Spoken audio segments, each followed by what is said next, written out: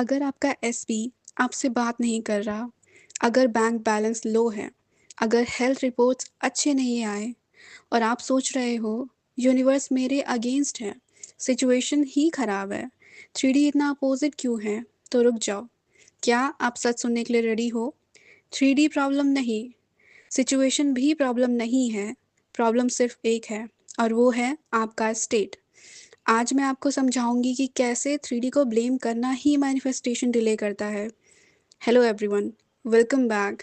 आज का वीडियो उन लोगों के लिए है जो लॉ ऑफ अजम्पशन फॉलो करते हैं, अफर्मेशंस करते हैं, विजुअलाइजेशन करते हैं, लेकिन जैसे ही थ्री डी में कुछ भी अपोजिट दिखता है उनका कॉन्फिडेंस हिल जाता है। अगर आप भी कभी कभी थ्री डी को देख के पैनिक हो जाते हो तो आज का वीडियो एंड तक देखना। अब समझते हैं थ्री डी क्या है। थ्री डी का मतलब अभी विजिबल रियलिटी है, जो फिजिकल वर्ल्ड में शो हो रहा है।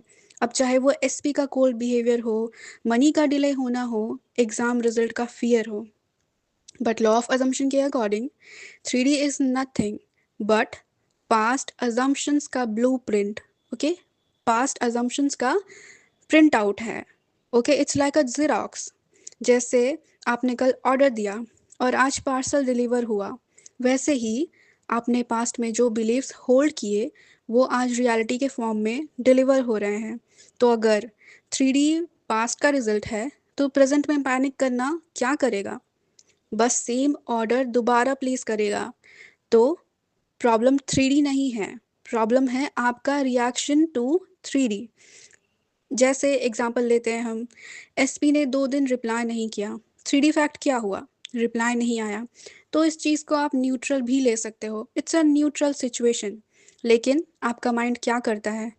आपका माइंड कहता है ही लॉस्ट इंटरेस्ट, मैं उसके लिए इम्पोर्टेंट नहीं हूँ, या फिर से वही हो रहा है। और यहाँ से नेगेटिव अजम्पशन क्रिएट हो जाता है, ये न्यू नेगेटिव अजम्पशन क्रिएट हो जाता है। यानी थ्री डी ने कुछ नहीं किया, आपके रिएक्शन ने स्टोरी बना दी। लॉ ऑफ अजम्पशन का कोर रूल क्या है? You don't manifest what you want, you manifest what are you being. आप अभी हो क्या? अगर आप अंदर से एंग्शियस स्टेट में हो, या फिर डेस्परेट स्टेट में हो, या फिर फियरफुल स्टेट में हो, तो आप चाहे हजार एफर्मेशंस क्यों ना कर लो, स्टेट ही मैनिफेस्ट होगी। लेकिन अगर आप काम हो, खुद में सिक्योर फील कर रहे हो, खुद को असॉर्ड फील करा रहे हो, तो अगर थ्री डी अपोजिट दिखा रहा हो, रियलिटी शिफ्ट होने लगेगी। कभी कभी थ्री डी थोड़ा और अपोजिट दिखाता है शिफ्ट होने से पहले, क्योंकि ओल्ड स्टोरी डिसॉल्व हो रही होती है। जैसे अगर आप घर रेनोवेट कराते हो तो पहले थोड़ा मेस क्रिएट होता है, लेकिन इसका मतलब ये नहीं कि घर खराब हो रहा है।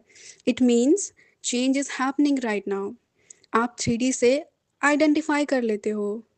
अगर थ्री डी में इग्नोर मिलता है तो आप बोलते हो कि मैं इग्नोर्ड हूँ। अगर थ्री डी में डिले होता है तो आप बोलते हो मेरे साथ डिले ही होता है।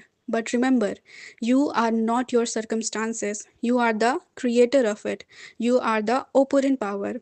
और क्रिएटर कभी भी अपनी क्रिएशन से डरता नहीं है। नेक्स्ट टाइम जब थ्री डी अपोजिट दिखे तो आपको क्या करना है? Step 1, pause. स्टेप 2, न्यूट्रल होकर ऑब्जर्व करो।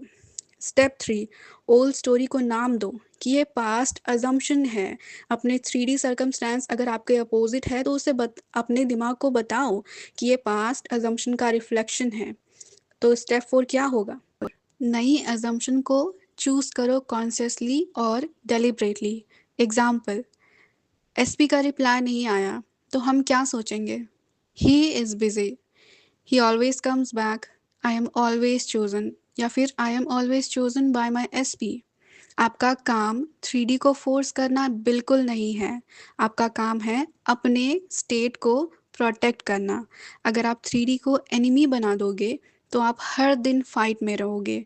लेकिन अगर आप समझ जाओगे कि थ्री डी एक रिफ्लेक्शन है, थ्री डी हमारे पास्ट थॉट्स का रिफ्लेक्शन है, थ्री डी सिर्फ एक मिरर है, सरकमस्टांसेस सिर्फ इको हैं, तो आप अंदर से शिफ्ट करना स्टार्ट कर दोगे। और जब अंदर शिफ्ट होता है तो रियलिटी को शिफ्ट करना ही पड़ता है। तो आई होप आपको ये वीडियो समझ आया, आपको कॉन्सेप्ट समझ आए। और अगर आपको ये वीडियो अच्छा लगा तो please consider subscribing this channel. Thank you.